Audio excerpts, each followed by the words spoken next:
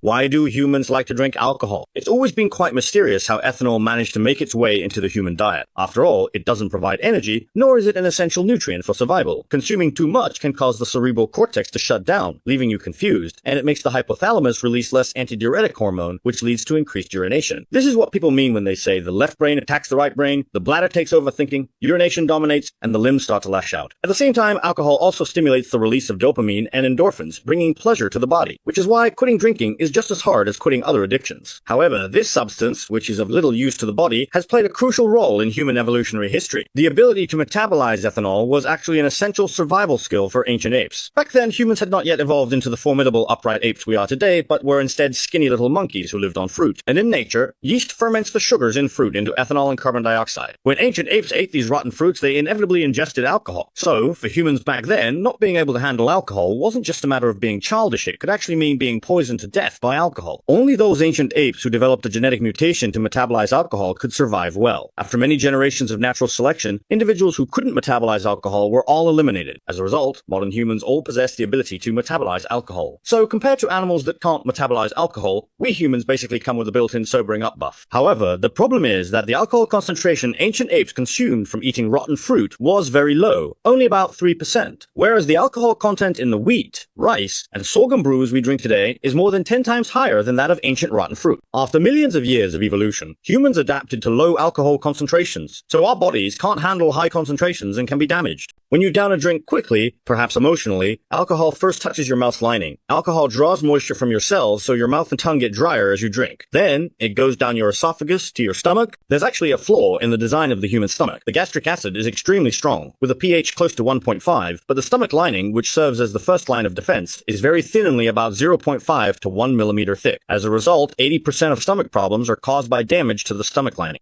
The outermost layer of the stomach lining is a mucus barrier secreted to protect it, but alcohol can easily dissolve this barrier, directly irritating or even dissolving the stomach lining itself. Alcohol also stimulates gastric gland cells to secrete more gastric acid, creating a double corrosive effect from both alcohol and acid. In this harsh environment, pepsin in the stomach goes haywire and starts breaking down proteins indiscriminately. As a result, the stomach begins to digest itself, and when this process reaches nerve endings, symptoms like pain, acid reflux, and burning follow. Normally, the gastric mucosa synthesizes prostaglandins, which promote cell repair. However, alcohol inhibits prostaglandin synthesis, weakening the stomach lining's ability to heal. With long-term alcohol use, gastric mucosal cells face repeated damage and repair. The more often cells replicate, the higher the chance of errors, which can lead to cancer. Alcohol is an unusual carcinogen. Of course, in modern society, drinking alcohol in social situations is often unavoidable, and it is usually accompanied by all kinds of greasy and spicy foods. Before eating spicy food, you can prepare Lito Doodly. As a common gastroprotective capsule, it has three strengths. First, an impenetrable shield. When Lito Doodle contacts water, it forms a colloid that sticks to damaged gastric mucosa. In 30 minutes, it quickly forms a protective film on the stomach lining, blocking attacks from acid, spicy foods, alcohol, and more. Second, repair buff, helping the mucosa heal so you can maximize your eating power.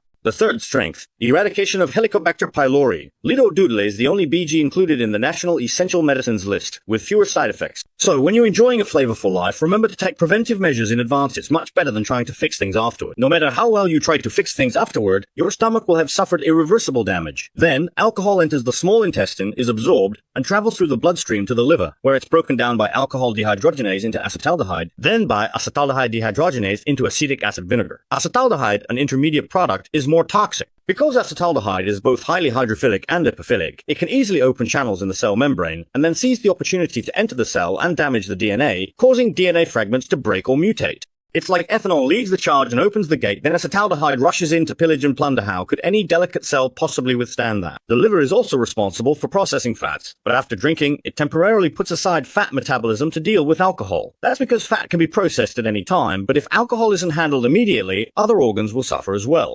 Over time, fat accumulates more and more in the liver cells, eventually leading to alcoholic fatty liver disease. If you drink too much at once, the liver's metabolic capacity is limited and can't process all the alcohol. The remaining alcohol then travels through the bloodstream to various organs throughout your body, and once it crosses the blood-brain barrier, it starts to wreak havoc on your brain. Medically speaking, alcohol is a central nervous system depressant, and it inhibits the activity of neurons in the prefrontal cortex. The prefrontal cortex is responsible for rational thinking and logical reasoning. That's why people tend to act irrationally after drinking. Alcohol gives timid people courage and want to pick fights after drinking too much. Others act out drunkenly and become aggressive. As the saying goes, one good drink can clear out your circle of friends. Of course, although alcohol is all harm and no benefit to the body with the pressures of modern life, having a drink occasionally can indeed help you relax. It's like your physical health drops by 100 points, but your mental health goes up by 100. But as always, don't overindulge. Moderation is key. And importantly, remember, if you drink, don't drive. If you drive, don't drink.